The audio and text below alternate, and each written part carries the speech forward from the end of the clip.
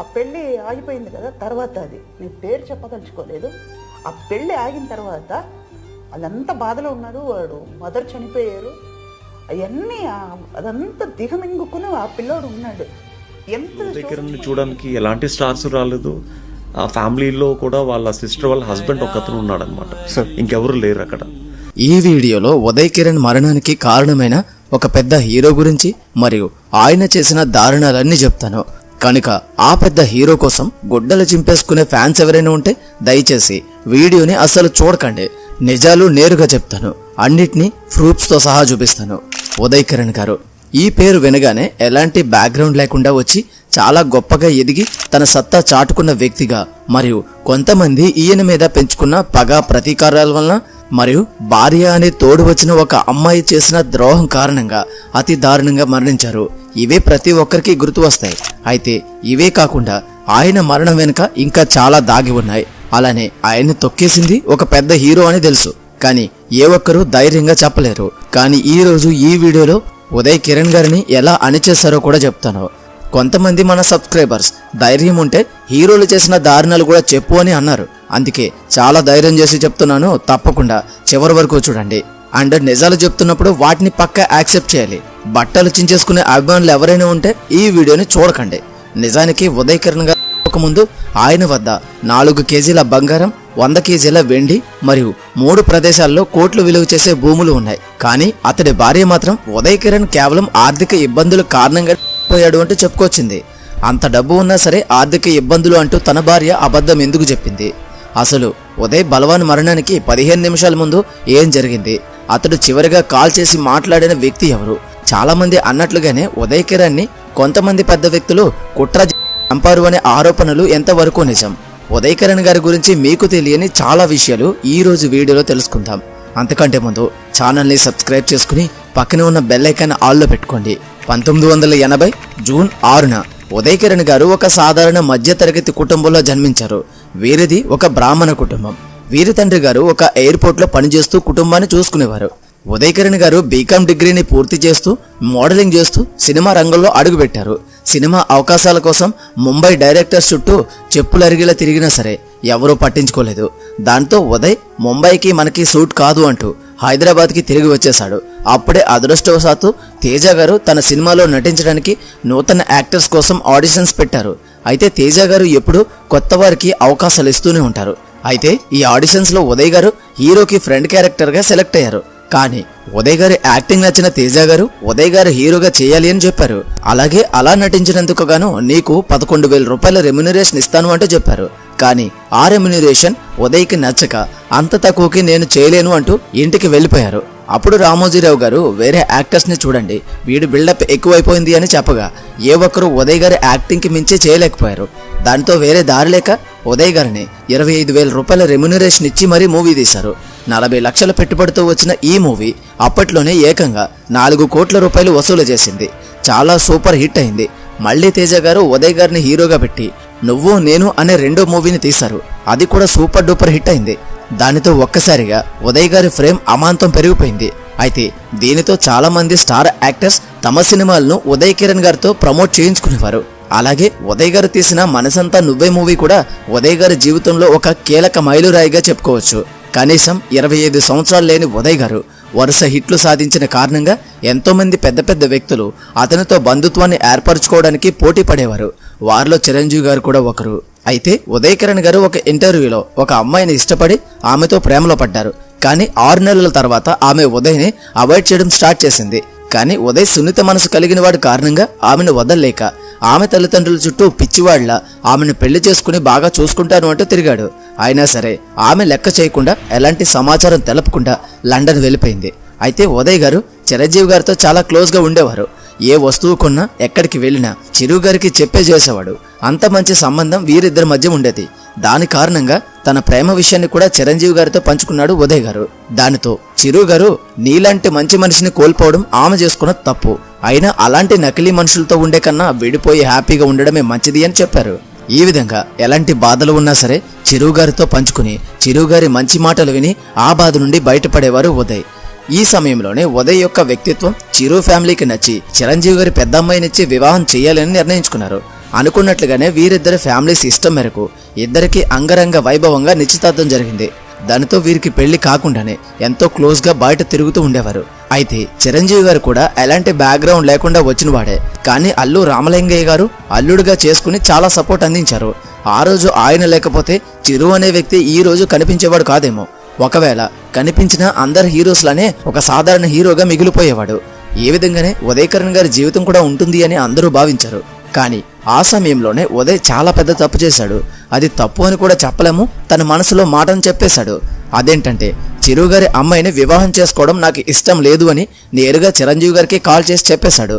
ఎందుకు అని చిరంజీవి గారు అడిగితే మీ అమ్మాయికి ఇప్పటికే బాయ్ ఫ్రెండ్స్ ఉన్నారని, ఆమె ప్రవర్తన కూడా నాకు నచ్చడం లేదు అంటూ చెప్పేశాడు. దానికి చిరంజీవి గారు మనం ఎదుగుతున్న సమయంలో ఎంతో మంది ఎన్నో అంటారు, అవన్నీ మనం పట్టించుకోకూడదు, నేరుగా చూస్తే కానీ ఏది నిర్ణయించుకోకూడదు అని ఎంతగానో నచ్చజెప్పే ప్రయత్నం చేసి మంచి జీవితాన్ని నాశనం చేసుకోకు అన్నారు. చాలాసార్లు ఉదయ్ గారు ఇంటికి వెళ్లి మరీ నచ్చజెప్పే ప్రయత్నం చేశారు చిరు గారు. అయినా అస్సలు లెక్క చేయలేదు ఉదయ్ గారు.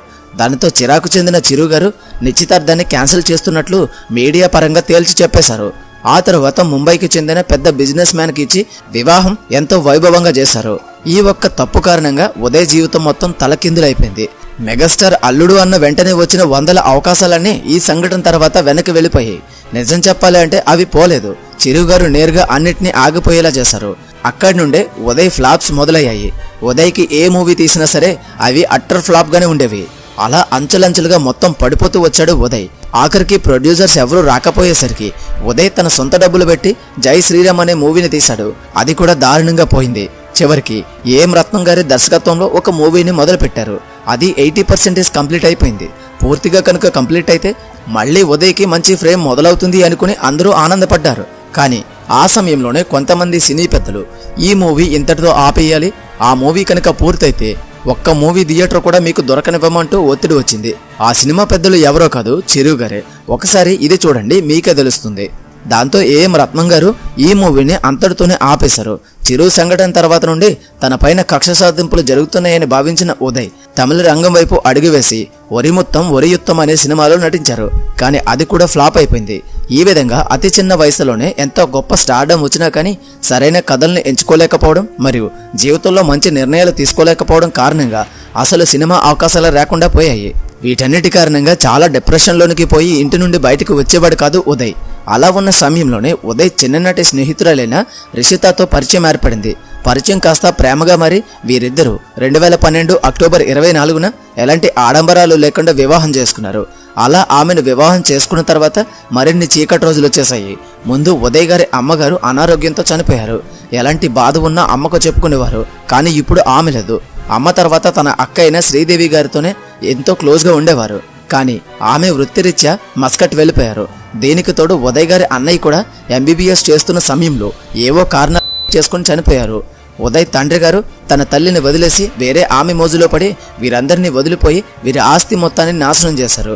ఇలాంటి సమయాన్ని క్యాష్ చేసుకున్న ఉదయ్ మేనేజర్ మొన్న ఉదయ్ పేరును వాడుకుని చాలా మంది దగ్గర అడ్వాన్సులు అంటూ ఎన్నో కోట్లు వసూలు చేసి పరారైపోయాడు.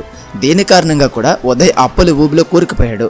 ఈ సమయంలోనే ఉదయ్ భార్య చెప్పింది ఏంటంటే ఉదయ్ అమ్మగారు తను చనిపోయే ముందు 4 కేజీల బంగారాన్ని 100 కేజీల వెండిని ఇచ్చింది. కానీ ఉదయ్ అదంతా సినిమాలకే పెట్టుబడి పెట్టి పోగొట్టుకుని 2 నెలల నుండి వింత వింతగా ప్రవర్తిస్తున్నాడు అంటూ చెప్పింది. కానీ ఆ ఇంటి వాచ్మెన్ మాత్రం అసలు నిజాలు చెప్పాడు. అదేంటంటే ఉదయ్ భార్య సాఫ్ట్వేర్ ఎంప్లాయ్గా చేసిన కారణంగా ఆమె ఎంతో మంది మగ స్నేహితులతో తిరిగేది. ఉదయ్ మరణానికి ముందు ఆమె తన స్నేహితుడి యొక్క బర్త్డే పార్టీకి వెళ్ళింది. ఉదయ్ కాల్ చేసినా ఆమె లిఫ్ట్ చేయలేదు అని చెప్పాడు.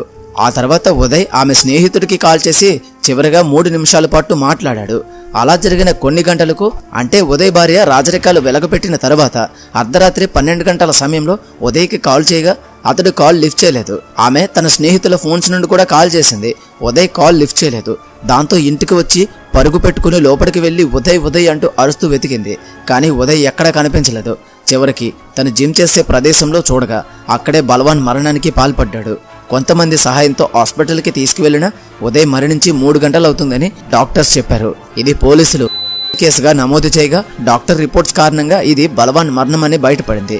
కానీ ఉదయ్ అక్కగారు చెప్పిన మాటల ప్రకారం ఉదయ్కి ఎలాంటి ఆర్థిక ఇబ్బందులు లేవని అతడికి మా అమ్మ ఇచ్చిన బంగారం, వెండి మరియు పలు ప్రదేశాల్లో కోట్లు విలువ చేసే భూములు ఉన్నాయని చెప్పి ఉదయ్ చనిపోవడానికి కారణం ఆమె భార్య వేరొకరితో అక్రమ సంబంధం కారణంగానే తట్టుకోలేక తాగుడికి అలవాటు పడి చివరికి చనిపోయాడు అంటూ చెప్పి కన్నీటి పర్యంతమైంది. అలా ఉదయ్ మరణించిన 7 సంవత్సరాల తర్వాత ఒక లేఖ బయటపడింది. అందులో ఉదయ్ ఏమని రాశారు అంటే, రిషిత, నువ్వు అతన్ని నమ్మినంతగా నిన్ను అతడు నమ్మడం లేదు. వాడు చాలా చెడ్డవాడు, మోసగాడు. ఈ విషయం ఏదో ఒక రోజు నువ్వు తెలుసుకుంటావు, కానీ ఆ రోజు ఉదయ్ ఉండడు. అలాగే మా అమ్మ బంగారాన్ని మా అక్కకు అప్పగించు. సినీ రంగంలో అందరూ నన్ను ఒక పిచ్చివాడిలా చూస్తున్నారు. నేను తీసుకున్న ఒక నిర్ణయం వల్ల నా జీవితం మొత్తం పోయింది. నా భార్యగా నువ్వు ఎంతో బాగుంటావు అనుకున్నాను, కానీ నువ్వు నాతో నటిస్తూ ఉద్యోగం అనే ముసుగులో వేరొకరితో ఉన్నావు. ఇవన్నీ చూస్తూ నేను ఉండలేను అంటూ ఆ లేఖలో రాశాడు. అన్నట్లుగానే ఉదయ్ గారు అందరాన్ని లోకాలకి వెళ్ళిపోయారు. ఈ విధంగా వచ్చిన ఫ్రేమ్ కారణంగా వచ్చిన గొప్ప అవకాశాన్ని కాళ్ళతో తన్ని బంగారు జీవితంగా మారబోయే జీవితాన్ని నాశనం చేసుకుని, మంచి భార్య అని నమ్మి దరిద్రాన్ని తన జీవితంలోనికి తెచ్చుకుని మొత్తం జీవితాన్ని నాశనం చేసుకున్నారు ఉదయ్. దీన్ని బట్టి ప్రతి ఒక్కరూ అర్థం చేసుకోవాలి, తన ఇష్టాన్ని చెప్పడం చాలా పెద్ద తప్పుగా మారిపోయింది. పెళ్లి వద్దు అనడం వల్ల తన జీవితాన్ని నాశనం చేసి తొక్కేశారు. అయినా బాధతో ఏదో జీవితాన్ని సాగిస్తున్నప్పుడు అండగా ఉంటుంది అని నమ్మి ఒక మోసగత్తిన పెళ్లి చేసుకున్నాడు. అటు అందరూ తొక్కేశారు. మరొక పక్క నా అనుకున్న వారు అందరూ మరణించారు. అక్క దూరంగా వెళ్ళిపోయింది. జీవిత భాగస్వామి వేరొకరితో రిలేషన్ పెట్టుకుంది. జీవిత భాగస్వామి జీవితంలో అండగా ఉండాలి, కానీ జీవితాలను నాశనం చేసే విధంగా ఉండకూడదు. ఈ వీడియో చేశాక ఉదయ్ మరణానికి ఎవరు కారణం అనుకుంటున్నారు? సినిమా రంగంలో అవకాశాలు రాకుండా చేసిన కొద్దిమంది పెద్దల, లేక తను పెళ్లి చేసుకున్న చండాలపు భార్య? మీరేమనుకుంటున్నారో తప్పకుండా కామెంట్లో తెలియచేయండి. అలాగే ఉదయ్ కిరణ్ గారి సినిమాల్లో ఏ సినిమా మీకు బాగా ఇష్టమో తప్పకుండా కామెంట్లో చెప్పండి. ఒక మధ్యతరగతిలో పుట్టి గొప్ప వ్యక్తిగా మారిన ఒక గొప్ప వ్యక్తిని అందరూ కలిసి నాశనం చేసి భూమి మీద లేకుండా చేశారు. ఈ వీడియోకి ఇంతే. ఈ వీడియో కనుక మీకు నచ్చినట్లయితే తప్పకుండా లైక్ చేయండి. అలాగే మరిన్ని మంచి వీడియోస్ కోసం ఛానల్ని సబ్స్క్రైబ్ చేసుకుని పక్కనే ఉన్న బెల్ ఐకాన్ ఆల్లో పెట్టుకోండి.